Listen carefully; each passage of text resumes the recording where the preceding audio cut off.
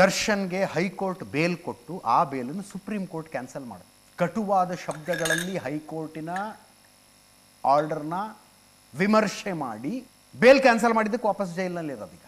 ಮತ್ತೇನಾದರೂ ಜೈಲಿನಲ್ಲಿ ವಿಶೇಷ ವ್ಯವಸ್ಥೆಗಳಾದರೆ, ಮೊದಲನೇ ಸಲ ಅರೆಸ್ಟ್ ಆಗಿ ಜೈಲಿಗೆ ಹೋದಾಗ ಕಾಫಿ ಕಪ್ಪು, ಕಾಫಿ ಮಗ್ ಹಿಡ್ಕೊಂಡು ಸಿಗರೇಟ್ ಸೇರ್ತಾ ಚೇರ್ ಮೇಲೆ ಕೂತ್ಕೊಂಡಿರೋ ಫೋಟೋ ಬಂದು ಅದು ಎಲ್ಲೆಲ್ಲಿಗೂ ಹೋಯ್ತು ಆ ಕೇಸು. ಮತ್ತೇನಾದ್ರು ಹಾಗಾದರೆ ಜೈಲಿನವ್ರು ಸಸ್ಪೆಂಡ್ ಆಗ್ತೀರಿ ಹುಷಾರ್ ಅಂತ ಸುಪ್ರೀಂ ಕೋರ್ಟ್ ಹೇಳಿದೆ. ಯಾವುದೇ ರಿಸ್ಕ್ ತೆಗೆದುಕೊಳ್ಳುವುದಕ್ಕೆ ಜೈಲು ಸಿಬ್ಬಂದಿ ತಯಾರಿಲ್ಲ. ಒಂದು ತಿಂಗಳಿಗೆ 60 ನಿಮಿಷ ಅಂದರೆ 1 ತಾಸು, ಒಂದು ತಿಂಗಳಿಗೆ 1 ತಾಸು ಮನೆಯವ್ರ ಜೊತೆ ಫೋನ್ನಲ್ಲಿ ಮಾತಾಡಬಹುದು. ಅದಕ್ಕೆ ಅವಕಾಶ ಇದೆ. ಲ್ಯಾಂಡ್ಲೈನ್ ಫೋನ್ ಇದೆ ಅಲ್ಲಿ. ನಾನು ಏನೋ ಪರ್ಸ್ನಲ್ ಮಾತಾಡಬೇಕಾಗಿರುತ್ತೆ, ಇವರು ಕೇಳಿಸ್ಕೊತಾರೆ ಅದನ್ನು ಅಂತ ದರ್ಶನ್ದು ಆಕ್ಷೇಪ.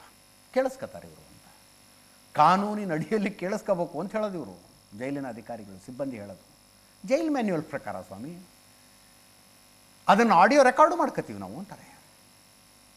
ನೀವು ಮಾತಾಡೋದು ಕೇಳಿಸ್ಕೊತೀರಿ ಯಾಕೆ ಅಲ್ಲ, ರೆಕಾರ್ಡು ಮಾಡ್ಕೋತೀವಿ ನಾವು. ಹೌದು ಕೇಳಿಸ್ಕೊತೀವಿ, ಜೈಲ್ ಮ್ಯಾನ್ಯುವಲ್ನಲ್ಲೇ ಇರೋದು ಅಂತ ಇಲ್ಲಿಗೆ ಬಂದಿದೆ. 1 ತಿಂಗಳಿಗೆ 60 ನಿಮಿಷ ಮನೆಯವ್ರ ಜೊತೆ ಮಾತಾಡೋದಕ್ಕೆ, ಒಂದು ಬೆಡ್ಗೆ, ಒಂದು ದಿಂಬಿಗೆ. ನೋಡಿ, ಇದನ್ನು ಕೇಳಿದ್ದು ಕನ್ನಡಿ, ಸಣ್ಣದೊಂದು ಕನ್ನಡಿ, ತಲೆ ಬಾಚ್ಕೊಳ್ಳೋಕ್ಕೊಂದು ಬಾಚಣಿಕೆ,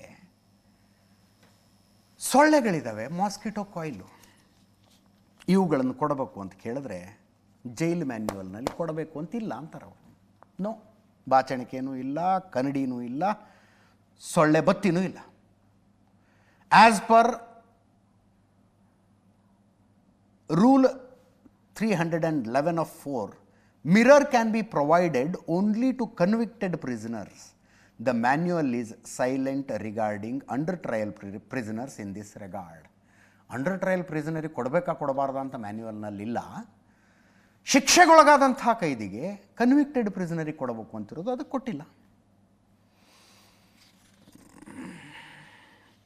It is submitted by the jail authorities that none of the accused have given any representation to them with respect to any of the above said points raised by them till today